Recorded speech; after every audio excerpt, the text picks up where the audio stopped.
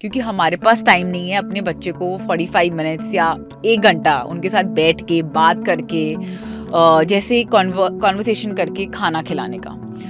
तो सब काम कर रहे होते हैं तो हमें इजी वे आउट चाहिए, हम स्क्रीन लगा देते हैं आगे, which is not right because बच्चे को पता ही नहीं वो क्या खा रहा है। पेरेंट्स को ना ये भी प्रॉब्लम आती है कि हमारा बच्चा ये नहीं खाता, हमारा बच्चा वो नहीं खाता। इस एक हेल्दी ईटिंग की जो हैबिट होती है उसको किस तरीके से डेवलप कर सकते हैं पेरेंट्स? तो ऐसा कहते हैं दैट 6 to 9 मंथ्स के बीच में is called a golden period. इस टाइम पे बच्चा इज वेरी रिसेप्टिव, आप उसको जो दोगे वो बड़ी खुशी खुशी एक्सेप्ट करता है। मैं तो सबको यही बोलती हूँ कि इन्वेस्ट करना है ना किसी चीज़ में, अपनी हेल्थ में करो। 25 साल या 28 साल या 30 ईयर का भी कोई कंसीव करते हैं वर्सेस 36, बहुत डिफरेंस है इन टर्म्स ऑफ आप कितना फिजिकली अपने बच्चे को मैचअप कर पाओगे। बट कुछ पेरेंट्स का ना ये भी डाउट है कि ब्रेस्ट फीडिंग कब तक कराएं? न्यूट्रिशन वाइज तो हम विटामिन डी खा नहीं पाते ज़्यादा, और मैं आपको बोलूँगी ये सिर्फ बच्चों के लिए नहीं है, ये अडल्ट्स के लिए भी ट्रू होल्ड करता है कि इंडिया में vitamin D deficiency is very high. Tanya Mehra, स्वागत है आपका हमारे चैनल बीयू पे। कैसे हो मैम आप? थैंक यू सो मच, बहुत अच्छी हूँ, आप कैसे हैं? मैं एकदम अच्छा, और अब आप आ गए हो, अब और भी अच्छे हो जाएंगे बिकॉज ऐसे पॉडकास्ट का हमको बेसब्री से इंतजार रहता है। तो पॉडकास्ट शुरू करने से पहले मैं चाहूंगा ये आपकी ऑडियंस है तो आपकी ऑडियंस को पता लग जाए कि वो आज किसको सुनने जा रहे हैं। ज़रूर। Hi everyone, I am Tanya Mehra. I'm a certified child nutritionist and an Instagram mom blogger. And now I am here for my daughter to help parents, उनको बताने के लिए कि न्यूट्रिशन कितना इम्पॉर्टेंट होता है। एंड इसमें मेरे को खुद बहुत इंटरेस्ट है इस टॉपिक में, विच इज़ वाई मैंने इसमें सर्टिफिकेशंस करी। जो लोग काफ़ी वियर्ड मानते हैं और मुझसे पूछते हैं कि आप ऐसे न्यूट्रिशनिस्ट क्यों बने, आप नॉर्मल अडल्ट न्यूट्रिशनिस्ट क्यों नहीं हो। But in our country I think child nutritionist बहुत कम है एंड इस टॉपिक पे ही ज़्यादा फोकस नहीं होता है। So it is very important because जो भी हमारा बच्चा शुरुआत से खाता पीता है, इवेंचुअली एज एन एडल्ट बड़े होकर वो रिफ्लेक्शन दिखती है। जैसे हमारे पेरेंट्स बोलते थे ना कि बचपन का खाया पिया जवानी में दिखता है। That is absolutely true. है ना? तो चलो पता है, ये आपने बिल्कुल सही बात बोली, बट उससे पहले ना मैं ये पूछना चाहूंगा आपसे, because you are a single mom, right? Yes, I am a तो सिंगल मॉम। बहुत सारे हमारे देश में ऐसी महिलाएं हैं जो अकेले ही बच्चे के पालन पोषण को कंप्लीट करते हैं। क्या डिफिकल्टीज होती है एक मदर को? सिंगल मॉम की वैसे बहुत डिफ़िकल्टीज़ होती हैं बिकॉज़ उन्हें 2 लोगों का रिस्पॉन्सिबिलिटी उठानी है। अब अगर हम पर्टिकुलरली न्यूट्रिशन पे फ़ोकस करें तो आई थिंक क्योंकि मेरी बेटी सिर्फ मेरी रिस्पॉन्सिबिलिटी है, तो बुरा अच्छा मुझे ही देखना है और मैं भी अपने लाइफ में बिज़ी हो जाती हूँ जैसे बाकी पेरेंट्स हो जाते हैं। राइट। बट कोई मुझे ठीक करने के लिए नहीं होता। आप समझ रहे हो? मेरे को बहुत इम्पोर्टेंट है कि वो हेल्दी रहे बिकॉज़ उसका हेल्दी रहना से ही हम दोनों हेल्दी रहेंगे, हम दोनों खुश रहेंगे। मेरे पास वो लीवे नहीं है कि सिर्फ़ उसी का न्यूट्रिशन नहीं, मैं कहूँगी अपना भी मेरे लिए बहुत इम्पोर्टेंट है। अगर मैं बीमार हो जाती हूँ, तो कोई नहीं है मेरे पास उसके देखने के लिए बिकॉज़ मैं उसके साथ अकेले ही रहती हूँ। इनफैक्ट मेरा कोई सपोर्ट सिस्टम नहीं है यहाँ पर। My parents live in different cities. So struggles तो बहुत सारे हैं सिंगल मॉम के and it is not just about बच्चे की तरफ but as a person ourselves हमारे अंदर कितना कुछ चल रहा होता है कि हम आधे टाइम प्रेजेंट ही नहीं हो पाते मेंटली। बट थैंकफुली मैं इस फील्ड में हूँ तो मेरा काफ़ी ध्यान जाता है मेरी खुद की बेटी पे एंड मैंने उस पर काफ़ी एक्सपेरिमेंट्स भी करे हैं कि what works what doesn't work, कैसे डिफरेंट बच्चे डिफरेंट होते हैं। But I would say that being a single parent, whether it be a single mom or a dad, is extremely tough because the entire onus, सारी responsibility आप पे है। क्या advice करना चाहोगे ऐसे पेरेंट्स को, सिंगल पेरेंट्स को? क्या एडवाइस रहेगी आपकी? मैं यही बोलूँगी that it is very important that as a single parent आप अपना खुद का ध्यान रखें, बोथ मेंटली एंड फिजिकली। आप अच्छे नहीं हो तो आप वो रिफ्लेक्ट करते हो, बच्चा आपकी एनर्जी पिक करता है। आपको हमें रियलाइज नहीं होता लेकिन we are a reflection, our children are a reflection of us. And जैसा हम, अगर हम अच्छा फील नहीं कर रहे हैं, अगर हम अपने बच्चे को डांटते रहते हैं, अगर हम परेशान हैं, वो उन पे जाता है and this is one thing which are single parents, हमको ये अपने अंदर ये फाइट काइंड ऑफ रोक कर अपने बच्चे के लिए प्रेजेंट होना बहुत ज़रूरी है, एंड ये समझना कि हम दो लोगों का रोल प्ले कर रहे हैं, तो हम गुड कॉप बैड कॉप दोनों हैं। वैसे आज की डेट में आपको क्या प्रॉब्लम, कॉमन प्रॉब्लम नजर आ रही है न्यूली बोर्न जो बेबी होते हैं? न्यूली बॉर्न बेबीज़ में एज सच सिर्फ आजकल का नहीं है ये, आई थिंक जनरली जब हम बच्चे के सॉलिड स्टार्ट करते हैं जो 6 मंथ के अराउंड होता है, वो एक बहुत क्रूशियल टाइम होता है। इनफैक्ट मैं बहुत डिटेल्ड कोर्सेज और वर्कशॉप्स कराती हूँ सिर्फ इस पर्टिकुलर टॉपिक पे, क्योंकि जो हम बच्चे को उस वक्त इंट्रोड्यूस करवाएंगे, जो खिलवाएंगे, आगे जाके उसका बहुत बड़ा इम्पैक्ट होता है। आपने देखा होगा कुछ बच्चे सिर्फ वाइट खाना खाएंगे, हम सिर्फ वाइट चावल, वाइट ब्रेड, बड़े बच्चों की बात कर रही हूँ, या कुछ लोग बिल्कुल सब्जी नहीं खाते, कुछ बच्चे, या कुछ बच्चे बिल्कुल आई वुड से सिर्फ जंक फूड खाना है पूरे दिन, क्योंकि उनको बाकी चीज़ें अच्छी ही नहीं लगती। उसमें गलती उनकी नहीं है, उसमें गलती पेरेंट्स की होती है। हम कैसे उनको किस एज पे एज अप्रोप्रिएट फूड्स अगर हम एक्सपोज नहीं कराते हैं, टेक्सचर्स एक्सपोज नहीं कराते हैं, उनकी फूड हैबिट्स बहुत ख़राब होती हैं। In fact I have seen so many cases जहाँ बच्चे इतने पिकी हैं कि सिर्फ मान लो आप 4 से 5 चीज़ें खाते हैं, वो एवरी डे सेम खाना, क्योंकि और उन्होंने कुछ खाना ही नहीं है। कुछ बच्चे बिल्कुल ही दाल चावल, मतलब बिल्कुल ही इंडियन खाने से परे हैं, राइट, कि बिल्कुल नहीं खाना। And it is I think the right intervention that is required at 6 months, जहाँ पेरेंट्स को बहुत इंपॉर्टेंट है अवेयर होना कि उन्हें किस टाइम पे क्या खिलाना चाहिए, किस टेक्सचर में खिलाना चाहिए, कितना एक्सपोजर करना चाहिए। सो ऐसा कहते हैं दैट 6 to 9 मंथ्स के बीच में is called a golden period. इस टाइम पे बच्चा इज़ वेरी रिसेप्टिव, आप उसको जो दोगे वो बड़ी खुशी खुशी एक्सेप्ट करता है। और इस टाइम पे हमारे इंडियन कल्चर ट्रेडिशनली जो चला है, हम पॉरेज, खिचड़ी, दलिया, मैं ये नहीं बोल रही ये बुरा है, बट हम उसका टेक्सचर चेंज नहीं करते। अगर हम बच्चे को प्यूरी खिला रहे हैं, पतला पतला करके खाना खिला रहे हैं, दाल का पानी दे रहे हैं, चावल का पानी दे रहे हैं, एक तो ये गलत है एकदम। दाल का पानी, चावल का पानी में कोई न्यूट्रिशन नहीं होता है इतना, वर्सेस जो उसका काउंटर पार्ट होता है प्रॉपर खाना, खिचड़ी। तो हम सबसे ज़्यादा गलती जो पेरेंट्स यही करते हैं। बट उस एज में वो डाइजेस्ट कर पाएगा? ऑफ कोर्स कर पाते हैं। आप बोल रहे हो डाइजेस्ट करने की बात, आजकल बेबी लेड वीनिंग जो एक वेस्टर्न कॉन्सेप्ट है, इंडिया में आया है, जिसमें डायरेक्टली बच्चे प्यूरी खाना खाते ही नहीं हैं। डायरेक्टली उनको बड़े बड़े स्टिक्स ऑफ गाजर जो स्टीम्ड हो या क्यूकम्बर वो दिया जाता है, जिससे वो अपने हाथ से खाते हैं। तो ये तो नेक्स्ट लेवल है। हम एकदम प्यूरी खाने पे आते हैं। वेस्टर्न लोग baby led weaning approach follow करते हैं कि जिसमें बच्चा खुद से खाए, हम उन्हें खिलाए ना, which is also a very good approach. In fact ये काफ़ी सक्सेसफुल हो रही है आजकल। बट स्टिल इंडियंस मेजॉरिटी थोड़ा डरते हैं कि हम ये नहीं करना चाहते कि हम डायरेक्टली बच्चे को पूरी पूरी सब्जी या फ्रूट दे दें और बच्चा खुद से खा रहा है, चोकिंग हो सकती है, गैगिंग हो सकती है, तो डर लगता है। तो हम यूजुअली प्यूरीज से शुरुआत करते हैं। लेकिन प्रॉब्लम हम क्या करते हैं, हम प्यूरी को कंटिन्यू करते जाते हैं। 6 महीने शुरू किया प्यूरी, 7 महीने भी प्यूरी, 8वें महीने, 9वें महीने वही चलता जा रहा है। खिचड़ी हो गई, वो भी एकदम पतली हो गई। ऐसे करते करते 1 ईयर के बाद जिन बच्चों को एक्सपोजर नहीं मिलता, वो नॉर्मल खाना खाने को तैयार नहीं होते आफ्टर 1 ईयर। उनके लिए जैसे नॉर्मल दाल चावल वाला टेक्सचर आए, they start vomiting, they start gagging. तो वो कंटिन्यू होता रहता है। इसीलिए बहुत इंपॉर्टेंट है आपकी सही नॉलेज हो कि किस मंथ पे क्या इंट्रोड्यूस कराना है।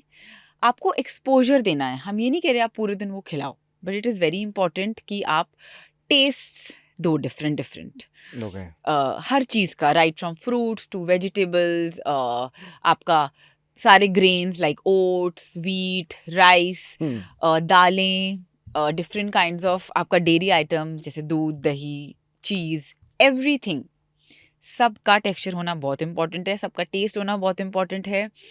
बिकॉज अगर आप ये 6 to 9 मंथ वाला पीरियड का फ़ायदा उठा लो और एक्सपोजर्स दे दो, it will be very easy जब आपके बच्चे को मूव करना बेबी फूड से नॉर्मल फूड पे। 1 ईयर पे ये ट्रांजिशन बहुत ईजिली हो जाता है। बट कुछ पेरेंट्स का ना ये भी डाउट है कि ब्रेस्ट फीडिंग कब तक कराएं, बिकॉज ब्रेस्ट फीडिंग का एक टाइम होता है कि आप इस टेन्योर तक ब्रेस्ट फीडिंग करा रहे हो और उसके बाद आप उसको प्योरीज, खिचड़ी, दाल, पानी दे रहे हो, तो कोई टेन्योर ऐसा होता है? So breastfeeding, even the American Academy of Pediatrics, Indian Academy of Pediatrics सब यही कहते हैं कि first 6 months hmm should be only breastfeeding और formula feeding अगर आप breastfeed नहीं हम्म करा पा रहे हो हम्म किसी उससे 6 महीने तक तो है ही, ये कराना ही कराना है। उससे पहले आपने कुछ इंट्रोड्यूस नहीं करना, no solids, no puree, nothing, because बच्चे का major source of nutrition has to be breast milk और formula milk. Hmm now after 6 months आप दोनों चीज़ें पैरेलली चलती हैं, तो ब्रेस्ट मिल्क के फॉर्मूला मिल्क भी चल रहा है और खाना भी शुरू हुआ इंट्रोड्यूस करना। यहाँ पे हमें समझना बहुत ज़रूरी है कि अभी भी 6 मंथ्स के बाद भी जो बच्चे का मेजर न्यूट्रिशन है वो ब्रेस्ट मिल्क या फॉर्मूला मिल्क से ही आएगा। हम्म और ये जो मैं बोल रही हूँ 6 to 9 मंथ का पीरियड, ये वो एक्सपोजर पीरियड है जहाँ आप छोटा छोटा खिला रहे हो, ट्राई करवा रहे हो, टेस्ट बनवा रहे हो, जिससे बच्चा एक्सपोज हो रहा है, लेकिन सारा न्यूट्रिशन नहीं आ सकता वो एक एक दो दो बाइट से, करेक्ट? करेक्ट। न्यूट्रिशन यहीं से आ रहा है, लेकिन धीरे धीरे आफ्टर 9 मंथ्स ब्रेस्ट मिल्क और फॉर्मूला मिल्क की क्वांटिटी कम होती है उसके बाद, और नॉर्मल खाने की बढ़ती है, और फिर नॉर्मल खाना न्यूट्रिशन फाइनली फुलफिल करता है और ये कम होने लग जाता है। बट ऐसा नहीं है, people can breast feed as long as they want. Moms can breast feed 1 साल तक, 2 साल तक। ब्रेस्ट फीड के काफ़ी फ़ायदे भी होते हैं, बिकॉज एक तो मॉम को कॉन्फिडेंस होता है, क्योंकि जब वो ब्रेस्ट फीड कराती हैं, आई फील मॉम्स को एक कॉन्फिडेंस आता है कि हम अपने बच्चे को नरिश कर रहे हैं। दूसरी चीज़, मॉम हैप्पी हार्मोन्स बिल्ड होते हैं बोथ मॉम के अंदर, बच्चे के अंदर। जो माँ खा रही है वो सारा न्यूट्रिशन बच्चे को जाता ही जाता है। It helps the mothers lose weight also. उनका हाँ, ओके। क्योंकि सारा जो फैट होता है वो सब हम्म ब्रेस्ट मिल्क में आ जाता है, तो it helps the mothers lose hmm weight. Mothers का यूट्रस का साइज भी कम होता है धीरे धीरे ब्रेस्ट मिल्क से। एंड कुछ बच्चों को ब्रेस्ट फीडिंग से ही सोते हैं वो इनिशियली, हम्म तो काफ़ी बेनिफिट्स हैं। एंड इनफैक्ट पहले ये एक नॉर्म था कि आप नहीं करा सकते ज़्यादा ब्रेस्ट फीड, आपको छुड़वा देना चाहिए, बट आजकल लोग 2-2 साल 3-3 साल तक भी करा रहे हैं और बहुत हैप्पीली करा रहे हैं, और इसमें कोई मतलब खराबी नहीं है।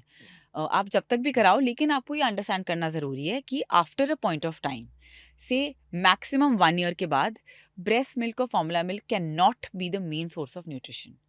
एंड दैट इज़ वाई जो 6-9 मंथ्स का पीरियड है उसमें एक्सपोजर देना बहुत इंपॉर्टेंट है। वो वहाँ से एक्सपोजर दे के टेस्ट लेकर फिर ही तो खाना शुरू करेगा आफ्टर 9-10 मंथ्स, धीरे धीरे राइट। धीरे करके। और वो मिल्क की क्वांटिटी कम, खाने की क्वांटिटी ज़्यादा। कुछ पेरेंट्स का ये भी मानना है कि हमको ब्रेस्ट फीडिंग करना ही नहीं है। आई डोंट नो, बहुत सारे रीजंस हो सकते हैं, ठीक है। अगर ब्रेस्ट फीडिंग बच्चे को ना करा रहे हो आप और मिल्क प्रोडक्ट मतलब लाइक मार्केट के प्रोडक्ट आप दे रहे हो, उस बच्चे की न्यूट्रिशन तो मुझे लगता है कंप्लीट हो ही नहीं रहे। उसकी हेल्थ कैसी ग्रो करेगी, कैसी ग्रोथ रहेगी, उसकी कैसी डेवलपमेंट रहेगी? सो ये पेरेंट्स को आप एडवाइस करो कि ब्रेस्ट फीडिंग ना कराने के क्या नुकसान आप देख रहे हो, क्योंकि कहीं ना कहीं आजकल की जो न्यू पेरेंटिंग है ना, उसमें ये चीजें कॉमन हो गई है यार कि हम नहीं ब्रेस्ट फीडिंग करा रहे। बट मैं आपसे अग्री नहीं करूँगी इतना कि कभी कभी बहुत रीजंस होते हैं जब ब्रेस्ट फीडिंग नहीं हो पाती। नहीं नहीं हो पाती, समथिंग डिफरेंस कि चलो मिल्क नहीं आ रहा, डॉक्टर भी वो हाँ, हाँ, कंसल्ट कर रहे हैं, वो एक अलग तरीका हो गया। करेक्ट। हाँ। लेकिन ब्रेस्ट फीडिंग ना एक बहुत इमोशनल प्रोसेस है और एक फिजिकल प्रोसेस भी है, क्योंकि बहुत मॉम्स का ब्रेस्ट मिल्क एक तो शुरू में आता नहीं है। अगर प्रीमेच्योर बेबी हुआ, मान लो आप बिफोर 37 वीक्स, तो ब्रेस्ट मिल्क तो बनता ही नहीं है ना, क्योंकि बॉडी प्रिपेयर्ड नहीं होती तब तक। उस केसेस में या तो ब्रेस्ट मिल्क बैंक से लेते हैं। ब्रेस्ट मिल्क बैंक्स होते हैं, डोनर बैंक्स, जैसे ब्लड बैंक्स होते हैं, ओके। तो हॉस्पिटल्स प्रोवाइड करते हैं। तो या तो वो वाला ब्रेस्ट मिल्क प्रीमेच्योर बेबीज को पिलाया जाता है।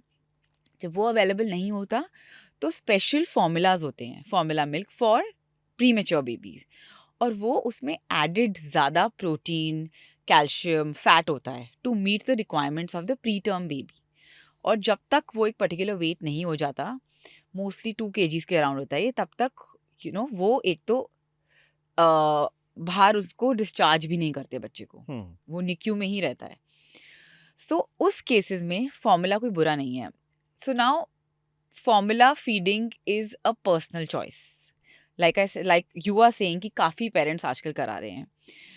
एंड उसका मेरा ये आंसर होगा कि ब्रेस्ट फीडिंग एक बहुत इमोशनल प्रोसेस है, बहुत फिजिकल प्रोसेस है। कुछ मॉम्स का मिल्क नहीं आता, लैच नहीं हो पाते बच्चे, बहुत और मैं अपना पर्सनल एक्सपीरियंस भी शेयर करूँगी आपसे इसमें। बहुत दिक्कत होती है कि आप पूरा पूरा दिन लगा रहे हो और पंपिंग भी कर रहे हो, ब्रेस्ट मिल्क पंपिंग, फिर भी उतना अमाउंट नहीं आ पा रहा कि आप अपने बच्चे को फुलफिल कर पाओ उसकी एपेटाइट।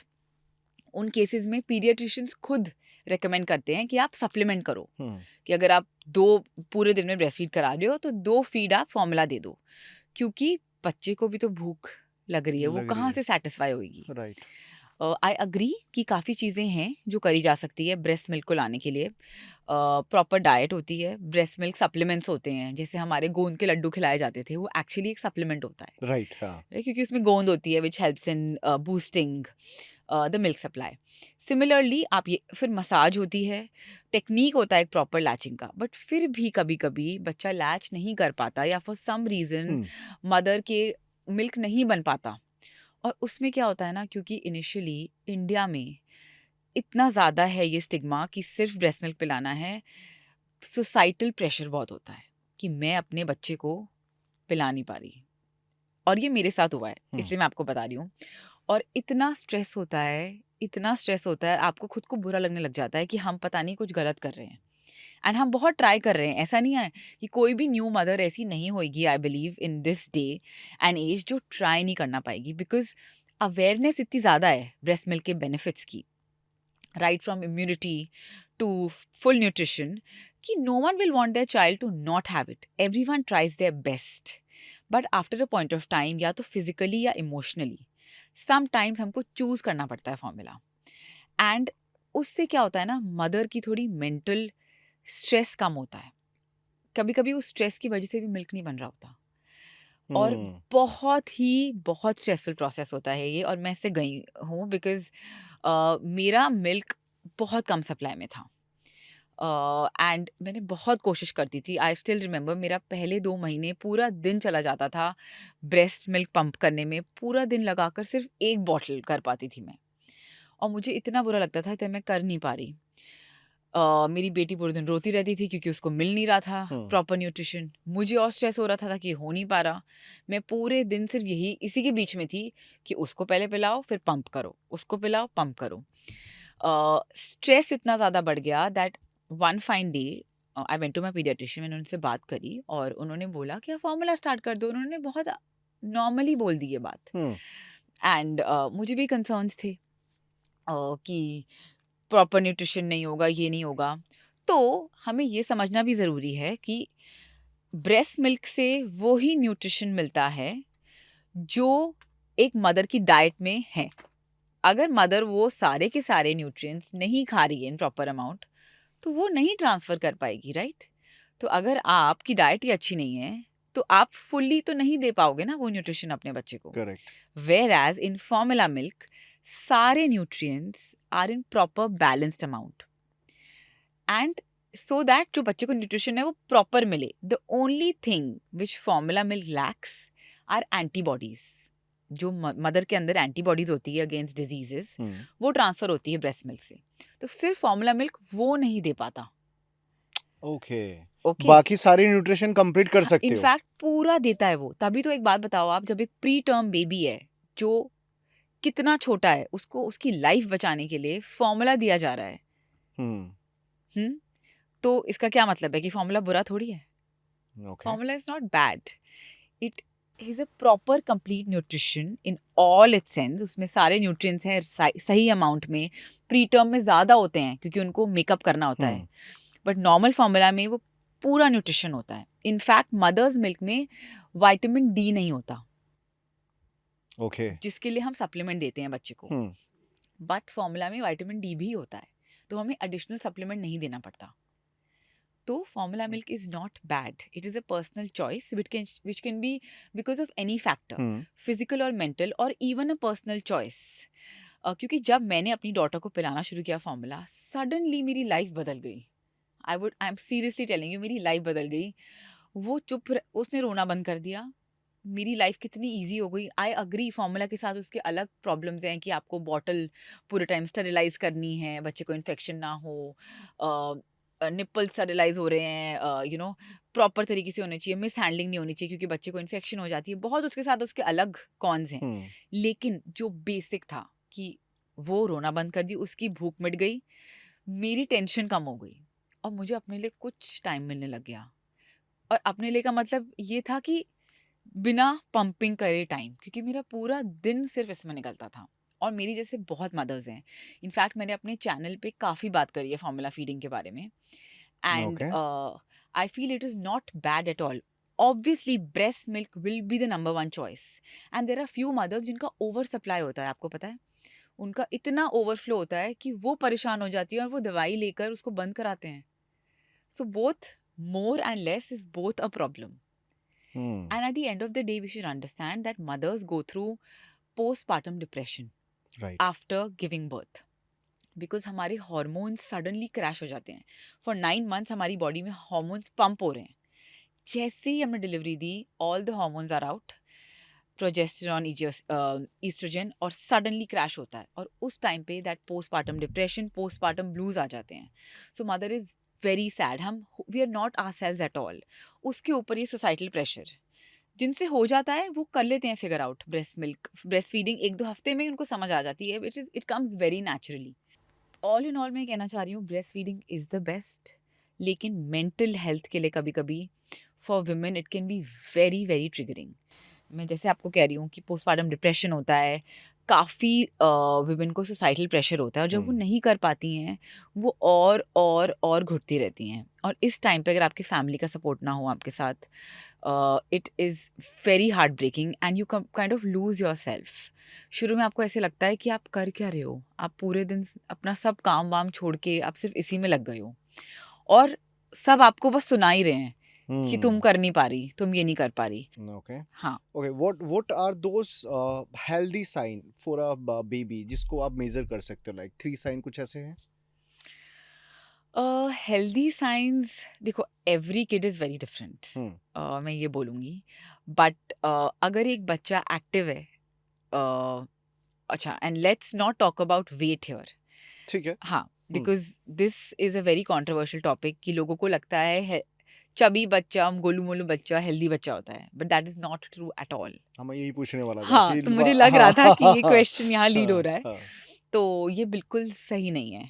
एक बच्चे की अपीयरेंस से नहीं पता चलता कि वो कितना हेल्दी है या नहीं है, because your health depends on a lot of factors like your genes. Genes बहुत इंपॉर्टेंट रोल प्ले करते हैं।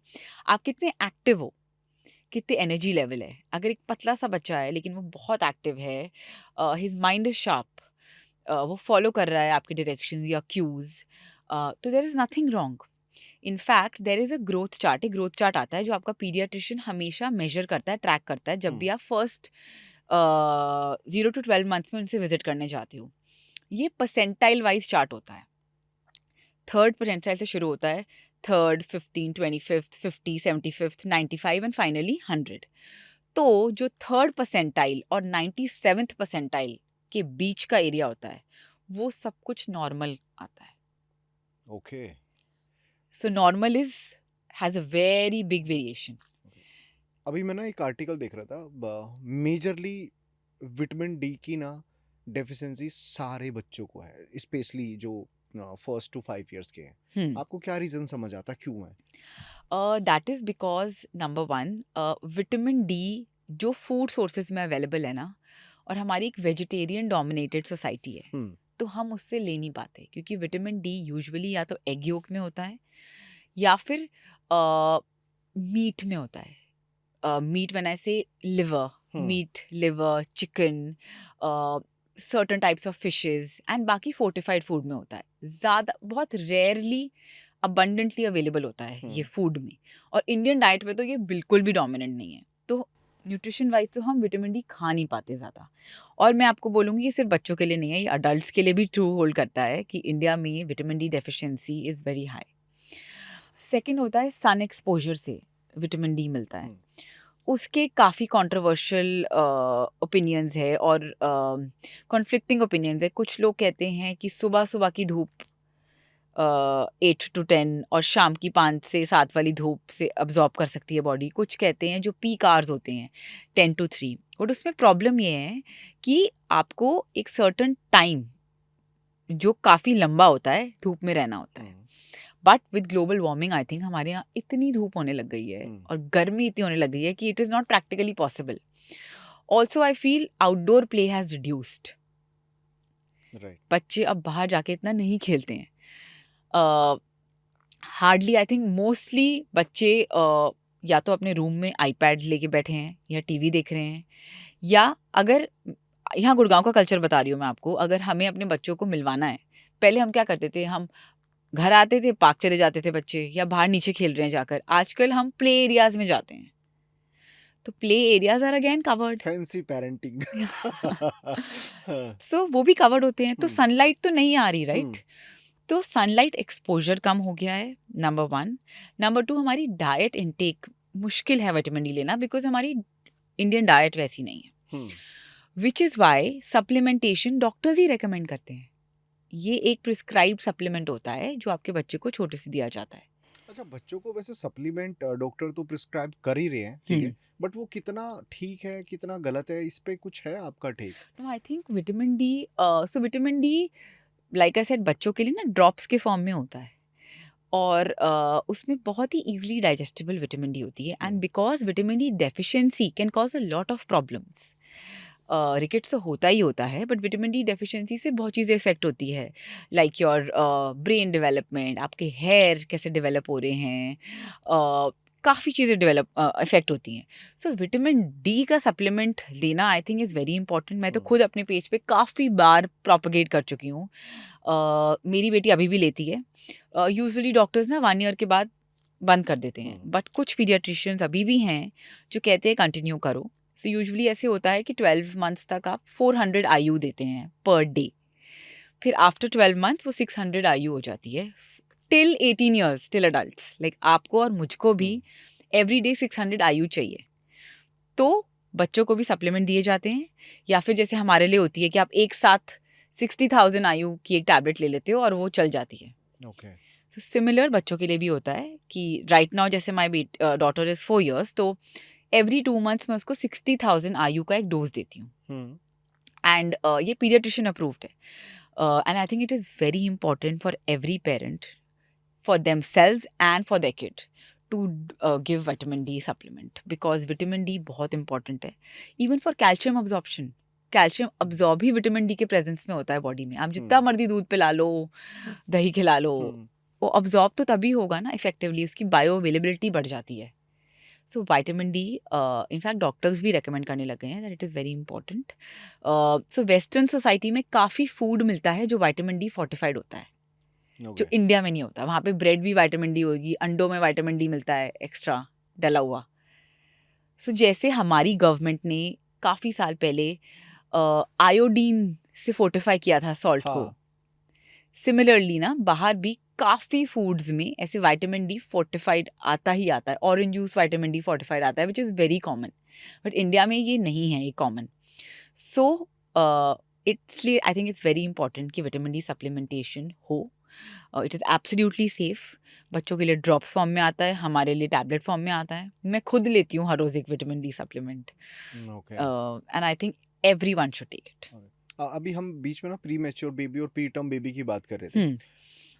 इंडिया में ऐसे केसेस बहुत सारे बढ़ रहे हैं, ठीक है। मैं उसके रीज़न के पीछे नहीं जाऊंगा, बस मैं आपसे जानना चाहूँगा कि एक बच्चा जो कंप्लीट टर्म के साथ बोर्न हो रहा है, एक प्री टर्म बोर्न हो रहा है, ठीक है, उनकी हेल्थ में कहीं कुछ लोगों का ये मिथ भी है कि उनकी हेल्थ ठीक नहीं रहती, मैच नहीं कर पाती। तो ये मिथ है या इसके पीछे का कुछ रियलिटी आपको नजर आती है?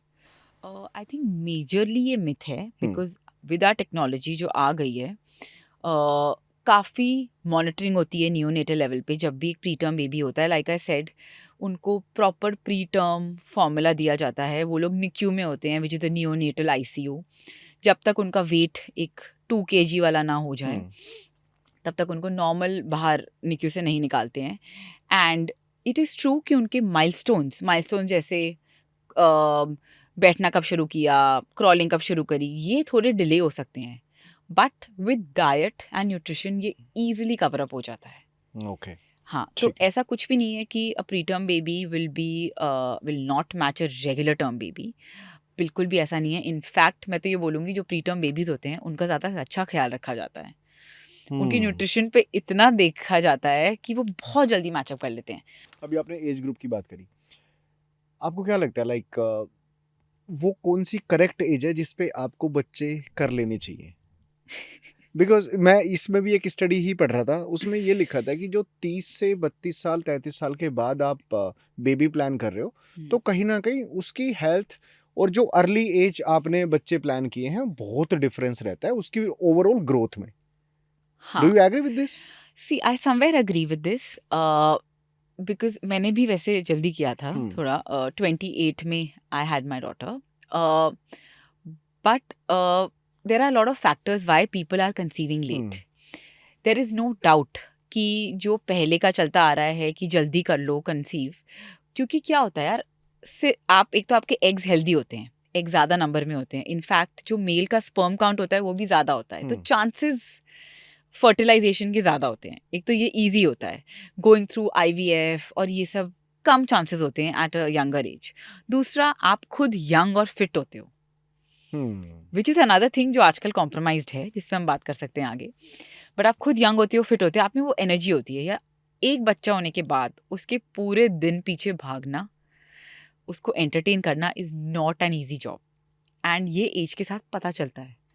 तो अगर एक 25 साल या 28 साल या 30 ईयर का भी कोई कंसीव करते हैं वर्सेस 36, बहुत डिफरेंस है इन टर्म्स ऑफ आप कितना फिजिकली अपने बच्चे को मैचअप कर पाओगे। क्योंकि वो ना एज ही ऐसी रहती है हाँ, कि उसमें आप शादी करो, बच्चा करो, करियर बनाओ, क्या करोगे यार? एग्जैक्टली। तो कहीं ना कहीं मैं किसी को गलत नहीं बोलना चाह रहा, लाइक मतलब ठीक है, सबका अपना अपना पर्सनल अलग है, चॉइस है, पर्सनल चॉइसेस है, बट ठीक है। लेकिन हाँ, मैं ये बोलूँगी कि आफ्टर से 35 तो है, प्रॉब्लम तो है, क्योंकि आपका एग इतने हेल्दी नहीं रहते, एग का नंबर कम हो जाता है, स्पर्म काउंट कम होने लग जाती है, and also with lifestyle problem like people are smoking और drinking, it all affects your health. PCOS is very very common these days, जो लड़कियों को अफेक्ट करता है, जिससे उनको कंसीविंग में प्रॉब्लम होती है। Obesity is on the rise, people are trying to be health conscious, they are trying their best, but at the same time packaged food industry, processed food industry उतनी ही बढ़ रही है, उतने ही कैफेज खुल रहे हैं, उतने ही रेस्टोरेंट बढ़ रहे हैं, उतने ही जोमेटो स्विगी आ रहे हैं। करेक्ट। सो और ये जो विल पावर का गेम है कि ये आपके सामने खाना पड़ा है और आप मना कर रहे हो, और वो सबसे नहीं हो पाता। आपको पता है सोशल मीडिया पे तो मैंने ये भी सुना है कि फ्रेश फूड जो आप बना रहे हो ना वो बेकार है, packed food is better than the cooked food.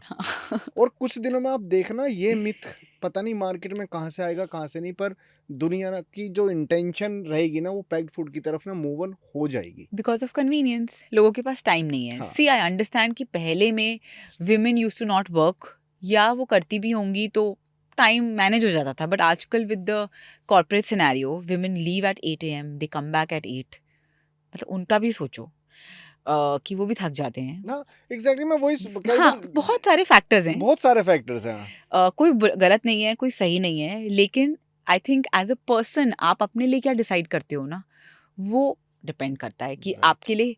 मैं तो सबको यही बोलती हूँ कि इन्वेस्ट करना है ना किसी चीज़ में, अपनी हेल्थ में करो। True, at the end of the day 50 साल पे जब आप होगे, आपके पास सिर्फ वही होगा। या तो आप एक 50, अगर आपने फॉरेनर्स को देखा है 50 years 60 years 70 years old women men अकेले घूम रहे होते हैं, they are travelling, they are very fit, they don't need any kind of support. अगर आप यही एज ग्रुप हमारे कंट्री में देखो, दे आर वेरी इमोबाइल, या तो दे आर डिपेंडेंट या वो बस बैठे होते हैं। और पूरे दिन हम खा रहे हैं, हमारा पूरा का दिन का एजेंडा ये है कि जी अब लंच में क्या बनेगा, अब डिनर में क्या बनेगा। हमारा एजेंडा यही है कि भाई हमने अभी ब्रेकफास्ट कर रहे हैं, हम सोचे यार लंच लंच में में क्या क्या। होगा। और जो मोटे आदमी होंगे ना वो ये सोचेंगे यार मैं ऐसा क्या खाऊं कि मैं पतला हो जाऊं, वो इतना हैवी होने के बावजूद भी वो देखेगा कि क्या खाऊं। सो मैं वही कह रही हूँ आपको कि fitness and health will solve majority of the problems. मेरे को इतना लोगों ने डराया था मेरी प्रेगनेंसी में, ओ लेग्स में स्वेलिंग हो जाती है, बैक पेन हो जाता है, मुझे आई मीन आई स्वेयर, मैं झूठ नहीं बोल रही, बट मुझे इनमें से कुछ नहीं हुआ। And I find my self so lucky कि और मैं इनफैक्ट वर्कआउट कर रही थी और लास्ट डे तक मुझे पता भी था कि मेरी अगले दिन मेरी वो डेट थी कि ये दी हुई थी। मैंने कहा आज भी करके जाऊंगी मैं, क्योंकि मेरे को डॉक्टर ने बुला लिया था कि अब हमको करने पड़ेंगे आपके पेन्स इंड्यूस, क्योंकि आपकी डेट आ गई है, अब कितना और बढ़ा लोगे आप। तो आई एम जस्ट सेइंग कि I think fitness is very important. अगर लोगों को आई थिंक लेट भी करना है बच्चा, they should then try to be more fit. उनको अपने आप को फिट रखना बहुत इंपॉर्टेंट है अगर वो चाह रहे हैं कि वो ये सब डिले करें। ये नहीं होता और मैंने ये भी आजकल सुना है कि लोगों की मेंटालिटी ऐसी है कि अभी ना हम मोटे हैं तो जितना खाना है खा लेते हैं, बच्चा कर लेते हैं, एक बार सारे बच्चे फिनिश हो गए मतलब उसके बाद पतला होना शुरू करेंगे। तो this is such a wrong notion. और सेकंड बच्चा आपका होएगा ही नहीं, आप कंसीव ही नहीं कर पाओगे। और जैसे आप अपनी हेल्थ हैबिट्स सुधारोगे, देखो आप कितना इजी हो जाता है गोइंग द IVF राउट। देखो ठीक है, IVF तो can be due to many things also. कभी यूट्रस में इश्यूज होते हैं, कुछ होता है जो टेक्निकल इश्यूज हैं, उसमें हम कुछ नहीं कर सकते। बट ड्यू टू एज जब अब नहीं हो पा रहा होता है, due to so many problems, hormonal imbalances जो हो रहे हैं आजकल, that is only due to diet. Only due to diet. मतलब लोगों को चॉइसेस इतनी हैं। करेक्ट। मैम आपका बेबी फूड को लेके क्या टेक है? जैसे आजकल बॉर्नविटा, कॉम्प्लेन, इनको चॉकलेट शेक बना के दे दिया, वो कितना हेल्थ को इफेक्ट कर रहा है? ये देखो मुझे पता है कितना इफेक्ट कर रहा है, बिकॉज मेरे घर में बच्चा है। मैं ये सब चीजें ना एडवाइस करता हूँ ना मैं लाता हूँ, बट आप इसकी स्पेशलिस्ट हो तो आप रिकमेंडेशन बताओ, एडवाइस करो, बिकॉज कहीं ना कहीं एक आर्टिकल पास ऑन हुआ था कि 1 से 5 साल के बच्चे की जो ईटिंग हैबिट है वो उसको 18 साल में डायबिटिक कर रही है। करेक्ट। तो this would be the major cause कि भाई कल को आप अगर यूथ ही हमारा ऐसा हो जाएगा कि 18 साल 20 साल के को डायबिटिक हो रही है तो फिर बचे क्या है? करेक्ट। सो ऑन दिस मैं बोलना चाहूँगी दैट इनफैक्ट मैंने अपने पेज पे एक रील भी बना रखी थी इस टॉपिक पे। जितनी भी हेल्थ ड्रिंक्स हैं इन द मार्केट जो क्लेम करती हैं कि उससे बच्चा टॉलर, स्ट्रॉन्गर, शार्पर हो जाता है, मेजर वो क्या है? It is sugar with chocolate. It is a way to flavour the milk. वो आपके सिर्फ मिल्क को फ्लेवर दे रहा है। उसमें जितने भी एडेड सप्लीमेंट्स हैं वो आप अदरवाइज भी फूड से दे सकते हो। मेजॉरिटी विटामिन डी होता है जो हम एनीवेज नहीं देते, विच मैंने आपसे बोला ये आप सप्लीमेंट कर सकते हो। सो चिल्ड्रन की ना शुगर इनटेक की recommendation is less than 25 grams per day.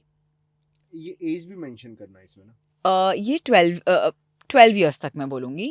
Actually नहीं, अडल्ट के लिए भी यही रिकमेंडेशन है कि less than 25 gram which is around 6 teaspoon दिन का होता है, जो अपर लिमिट बता रही हूँ मैं आपको। तो क्या होता है ना, बच्चे एनीवेज काफ़ी शुगर खाते हैं, in the sense of chocolates हो गई, घर पे आ रही हैं, कोई केक खा रहे हैं, हलवा बन गया, कुछ बन गया। साथ में जब हम ये हेल्थ ड्रिंक्स का बर्डन ऐड कर देते हैं तो शुगर का इंटेक बढ़ जाता है unnecessarily, and sugar intake can cause a lot of issues. बच्चा एक तो ना ओवर एक्टिव हो जाता है, हाइपर एक्टिव। जो बच्चे दौड़ रहे हैं, भाग रहे हैं, चिल्ला रहे हैं, हाइपर एक्टिविटी, तो वो शुगर की वजह से होती है।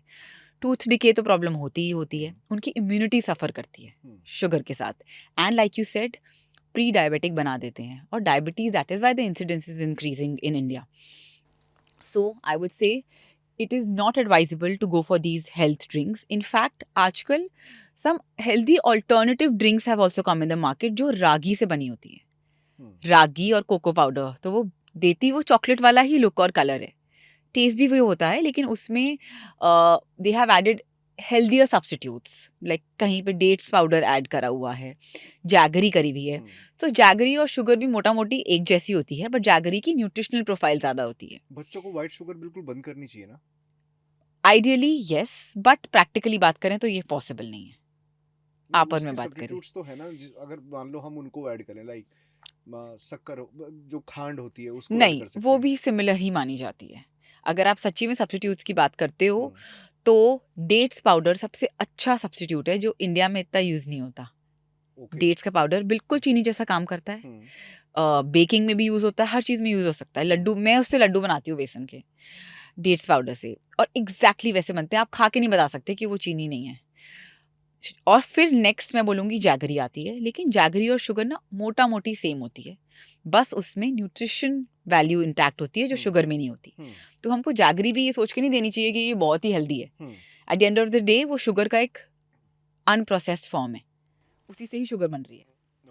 बस मैं यही बोलूँगी कि देखो, sugar is also required for the body till a certain amount which is 25 grams. उसको कंट्रोल करना बहुत इंपॉर्टेंट है। और अननेसेसरीली अगर एक बच्चा मान लो 2 बार बॉर्नवीटा या कोई भी हेल्थ ड्रिंक पी रहा है, इन दैट केस 2 बार अगर एक सर्विंग में उसका 1/3 है आपके डेली अमाउंट रिकमेंडेड का, तो अगर 2 बार पी लिया तो 25 ग्राम तो ऐसे ही हो गया।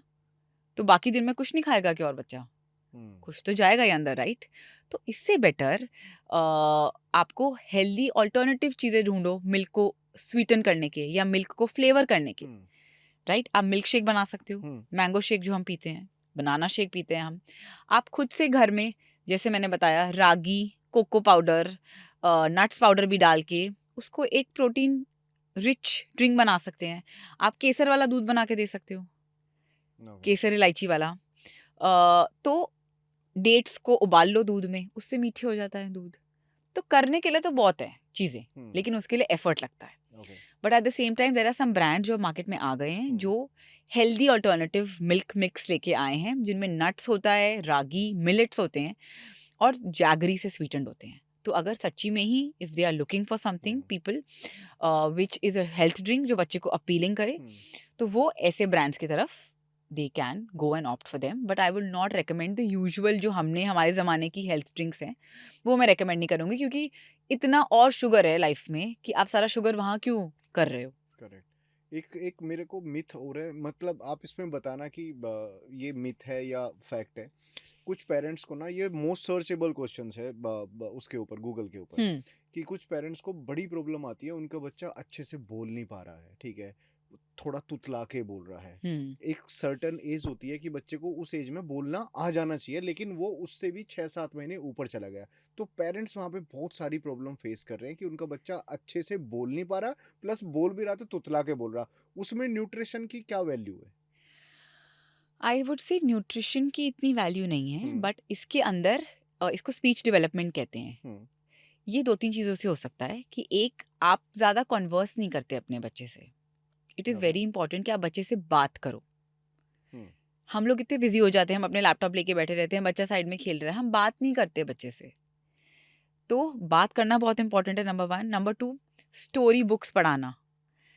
नंबर 3, क्लियर डिक्शन में बात करना। इट इज़ वेरी इंपॉर्टेंट कि हम उनसे क्लियरली बात करें। हम भी ओ मेरा चोनू बेबी, हम गलत हिंदी में बात करते हैं या गलत इंग्लिश में। तोतला जो आप बोल रहे हो ना, वो बच्चा इससे सीखता है, हमसे सीखता है, वो अपने आप नहीं आता उनमें।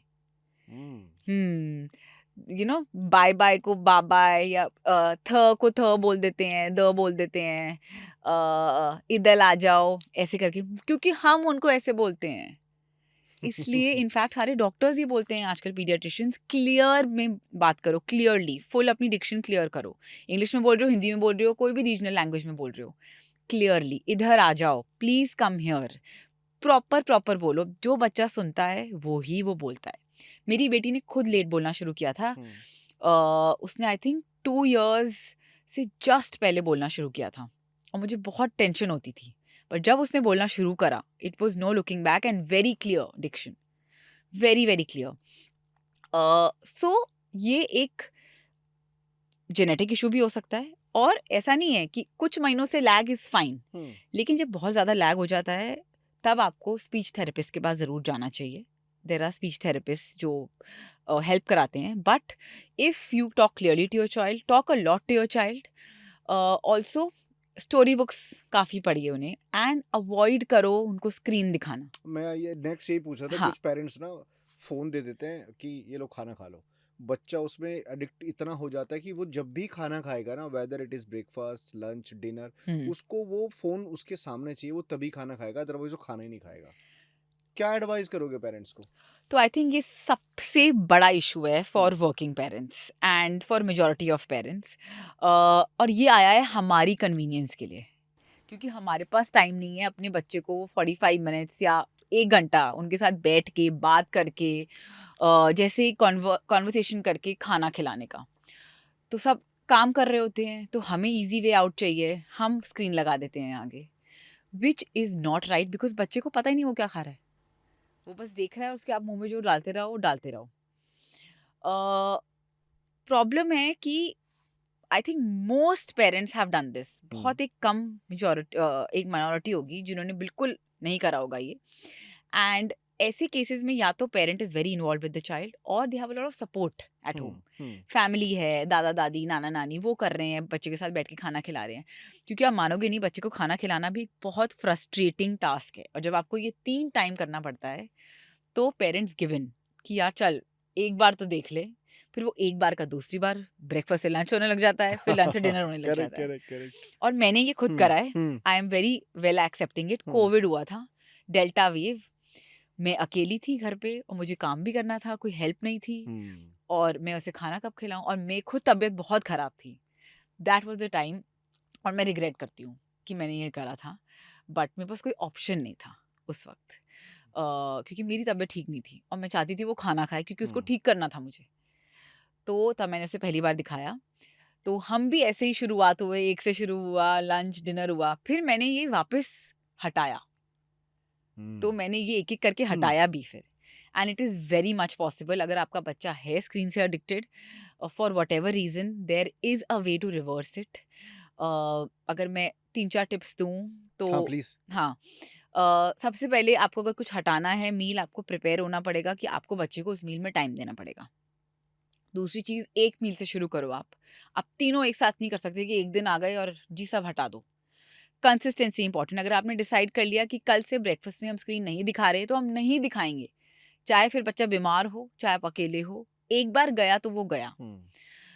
चौथी चीज़, हम धीरे धीरे स्क्रीन टाइम कम करते हैं। अगर एक बच्चा 20 मिनट देख रहा है तो 15 मिनट के बाद आप बंद कर दो, और साथ में उसको कोई और एक्टिविटी में इन्वॉल्व करो। कि अगर वो टोटल आधा घंटा देख रहा है तो पहले आपने 25 मिनट उसे देखने दिया, फिर 5 मिनट उसको एंड में कुछ एक्टिविटी कराओ। धीरे धीरे करके ये टाइम स्क्रीन का कम, एक्टिविटी का बढ़ जाता है, और ऐसी एक्टिविटी जिसमें बच्चा इन्वॉल्व हो, और साथ में उसे आप कंटिन्यूसली बात कर रहे हो, उसको इनकरेज कर रहे हो खाने के लिए। And that is how I removed the screen from all her meals अपनी बेटी का। एंड इन फैक्ट अब क्योंकि वो 4 इयर्स की हो गई है, मैं उसको देती हूँ स्क्रीन टाइम, क्योंकि मैक्सिमम 1 आवर अलाउड होता है, तो मैं करीब 45 मिनट्स उसको दिन का देती हूँ, जिसमें अभी भी वो लंच टाइम में स्क्रीन से खाती है आधा, और आधा नहीं, बट क्योंकि उसको आदत है, वो कभी आदत गई नहीं। लाइक आई सेड, मेरे से गलती हो गई और मैंने भी सीखा उससे, तो I am okay with it. चलो आधा खाती है, लेकिन ब्रेकफास्ट, स्नैक टाइम, डिनर में नो स्क्रीन। बाकी टाइम अगर आपको स्क्रीन देखना है तो आप खाने के अलावा उसको स्क्रीन दीजिए अपने बच्चे को, जहाँ कोई खाना इन्वॉल्व नहीं हो बेसिकली। और कुछ पेरेंट्स को ना ये भी प्रॉब्लम आती है कि हमारा बच्चा ये नहीं खाता, हमारा बच्चा वो नहीं खाता। इस एक हेल्दी ईटिंग की जो हैबिट होती है उसको किस तरीके से डेवलप कर सकते हैं parents? Very important to maintain a positive relationship with food. इसके लिए बहुत इंपॉर्टेंट है आप बच्चे को मील्स में इन्वॉल्व करो। कुछ बच्चों को ना खाने छूने से भी प्रॉब्लम होती है, ये एक सेंसरी सेंसिटिविटी होती है, इसलिए आ जाती है क्योंकि उनको इतनी आदत है कि कोई उनको चम्मच से खाना खिला रहा है, उन्होंने कभी हाथ में खाना ही नहीं पकड़ा, तो उनको वो पकड़ के ऐसे ऐसा लगता है कि हमको क्या पकड़ा दिया है, इसलिए वो, और जब वो चीज़ मुंह में जाती है उनको अच्छा नहीं लगता, इसीलिए बच्चे कभी कभी मना करते हैं खाना खाने से, और बिल्कुल मना कर देते हैं। तो जैसे मैंने बोला, timely exposure to different food, different texture. एक बच्चे को ये पता होना चाहिए ब्रेड कैसे फील होती है, और नूडल्स कैसे फील होता है, और चावल कैसे फील होते हैं। इसके लिए सेंसरी प्ले करना बहुत इंपॉर्टेंट है। सेंसरी प्ले आजकल काफ़ी इन फैशन है, और आई थिंक सब कर रहे हैं, काफ़ी लोग अवेयर भी हैं। सेंसरी प्लेस जो हम बचपन में सैंडपिट में खेलते थे, सो अब सैंडपिट की जगह there are lots of things. Rice में खेलते हैं लोग, सूजी में खेलते हैं, एक उनको एक आगे एक बिन दे देते हैं, उसमें चीज़ें डाल देते हैं और बच्चा बस उसको उठा के फेंक रहा है, इधर से उधर स्कूप कर रहा है। इससे ना उनकी सेंसरी सेंसिटिविटीज़ बढ़ती हैं। एंड बट ये तो मैं आपको चलो एक इशू के बारे में बता रही हूँ, सेंसरी सेंसिटिविटी, और एक ओरल मोटर डिफिकल्टी भी होती है जहाँ बच्चे को च्यू ही करना नहीं आता, और हमें लगता है वो मना कर रहा है कि उसे खाना नहीं खाना, बट एक्चुअली उसको पता ही नहीं है उस खाने को मैं खाऊं कैसे, उसको आता नहीं है।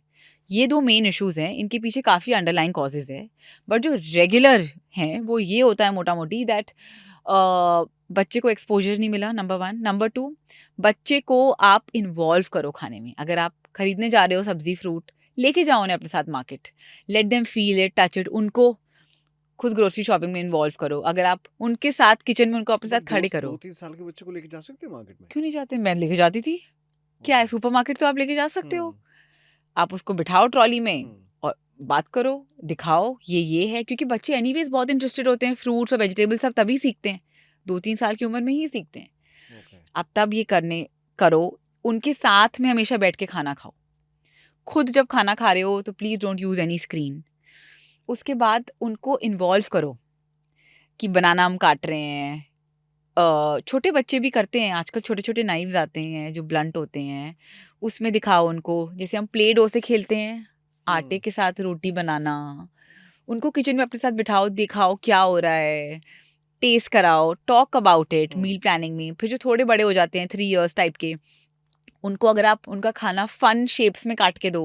आजकल कुकी कटर्स आते हैं, कोई स्टार का सैंडविच दिया आपने या मून वाला सैंडविच बना के दे दिया, परांठे को काट दिया आपने ऐसे टेडी बेयर में। इससे बेसिकली ये होगा कि उनकी सेंसेस एक्टिव हो जाएंगी। हाँ, और वो इंटरेस्टेड होंगे इंटरेस्टेड हो एटलीस्ट ट्राई करने के लिए। हाँ। और एक और चीज़ जानना बहुत इंपॉर्टेंट है इसमें, don't force the child, do not force the child to eat something जो उसको पसंद नहीं है, because it takes around 15 to 20 exposures of the same food for the child to accept it. अगर एक बच्चे को बनाना पसंद नहीं आया पहली बार में, there is no big deal। इसका मतलब ये नहीं कि अगली बार खिलाना ही नहीं है।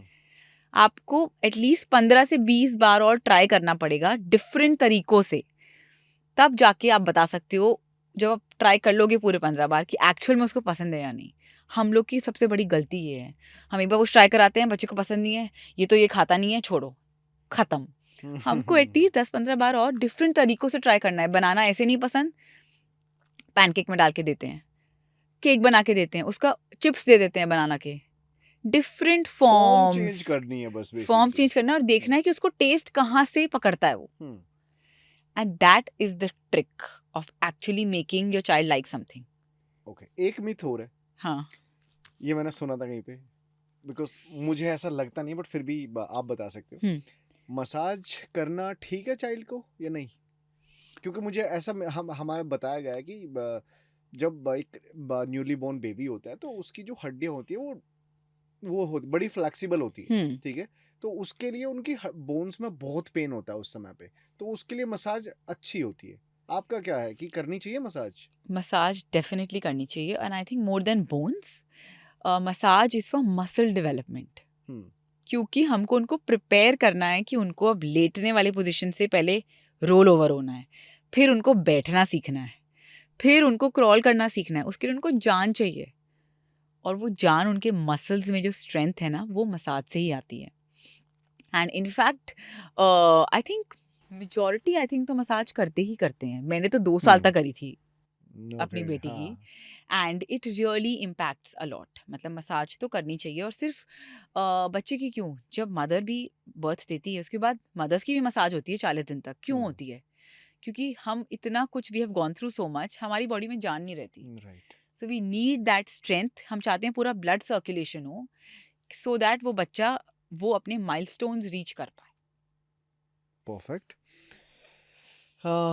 डन मैम, मेरे सवाल खत्म हो गए। इसके अलावा आपने कुछ ऐड करना है तो आप बताइए।